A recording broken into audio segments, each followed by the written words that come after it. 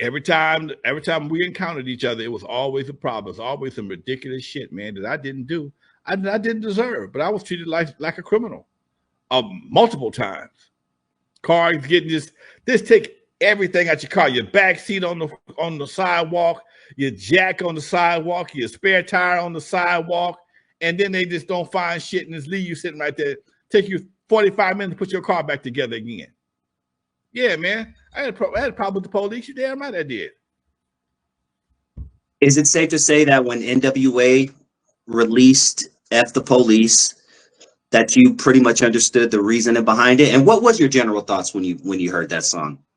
I totally agree with him, but I'm a different generation, dude. I'm a different generation.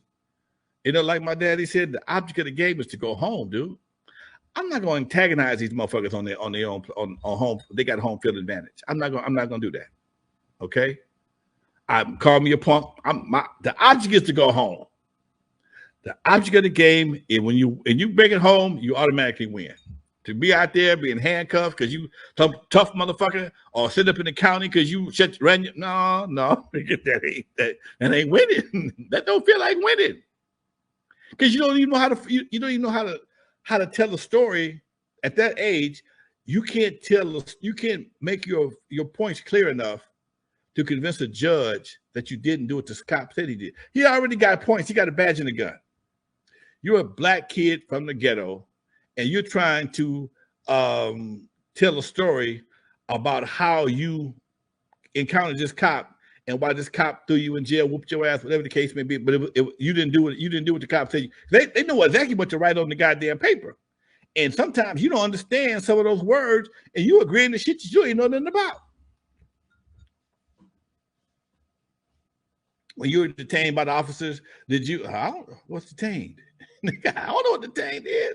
I mean, you know, when you were in custody, when you were what's the word I'm looking for? Yeah, detained. You were detained by the officers, and what they ran up on me. No. You were detained, and you know sometimes the street language and English language, the words don't always match up. What you thinking, what you saying, and what's being written down might be two different things. Yeah. We're about halfway through the show, so I'm going to remind everyone to hit that like button if you haven't already. And if this is your first time joining the channel and you like what you hear, please hit that subscribe button. You are tuned into N.W.A. Stories with Lonzo. That is Alonzo Williams. I am Dusty Vision, and today we're discussing April 29th, 1992. We are 33 years past the LA riots. I can't believe it was 33 years ago. It's crazy just saying that. But a couple of people are mentioning Downey police, man. Yeah, I lived in Downey for a few years, and I have a personal experience with the Downey police. Shout out to Rad7. He says, peace, fellas. Just got off the plane in Cabo vacation, and nice, man. Ain't tell nobody, man. Damn. Good shit, homie. Good shit. Appreciate you stopping in, man. Hope you're enjoying the beach out there. But yeah, man, the Downey police have always, and even like, let's talk about the Firestone district, you know, the Southgate, that general area. Talk about their history, Lonzo. You know, to this day, you still don't mess around in Downey when you go to Downey. Firestone was notorious for kicking folks' asses. Notorious. I knew so many grown men that knew my daddy that were afraid to travel parts of Linwood, LA, because Firestone. We lived in Firestone territory at one time. And every time, in fact, that's when I was having issues, we were still in Firestone. When I was having issues as a young man, we were still in Firestone. And I was glad when Firestone was no longer they was no longer patrolling our area. But shit, then we got Carson, and they wasn't no goddamn better. It was just the sheriff department, dude. I never had a lot of experience in Downey. My only experiences with Downey, it was not with the police. My daddy cut lawns in Downey as well. And I remember when Downey was all fucking cow pastures, all fucking dairy. Paramount, Downey, when you busted left off of Rosecrans and was headed north on any street, all you could see was cows. But no damn hotbed. It reminded me of the Wizard of Oz when it was black and white. When Dorothy and them was still for the hurricane here, she's trying to get to the path for the hurricane. That's how Downey looked when I was a kid. No bullshit. No bullshit. Yeah.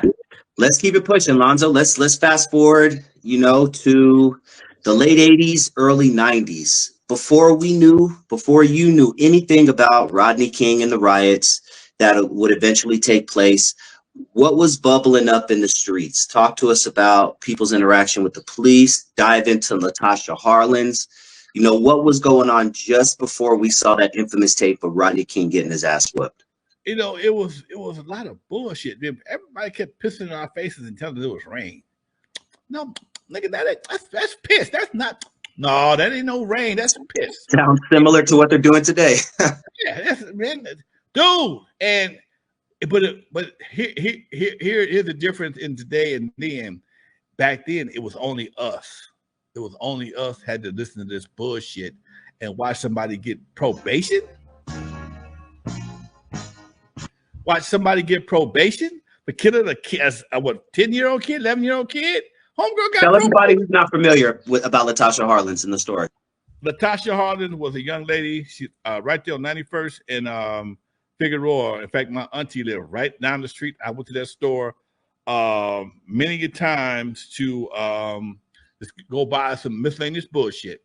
Okay, and she allegedly was accused by the store owner of stealing something, and they got into it somehow or another, and the girl ended up dead. And then they proved that she didn't steal nothing. And it was about to go down between the Korean community and the black folks. And a few people stepped in to keep it from going really, really down. But it's still like, then she went to court and got probation. Huh? When the fuck you get probation for killing somebody? Anybody. Who does that? I ain't never nan. No, I ain't never know that my boy say. I don't know. Nan nigga went to court, killed somebody, went to court, and got probation. She got like 10 years probation or something. I never forget when she went to court. She was all dejected and shit, looking all sad. And people was pissed. People was pissed. I forgot who her attorney was, but I know Johnny Cocker was involved some way, form, or fashion. I don't think he was her attorney, but I do believe he was involved some way, form, or fashion. That kind of shakes me a little bit, but yeah. And shortly after, I mean, it was like you keep building up all this pressure, you ain't making no sense. And all of a sudden, you tell me what? Now the brother gonna get beat by the police? Come on, man. It just is true. It just you can't. It's like you try to not have a problem. It's like people picking on you, okay? Like people picking on you. It's like right now, people they doing so much silly shit, man. And a lot of that shit is directed at us. And all the people I listen to on the radio are like, hey man, don't go out there with this book. Don't go out there. That ain't your fight. So kick back for a minute. Because the shit you think is just you, it's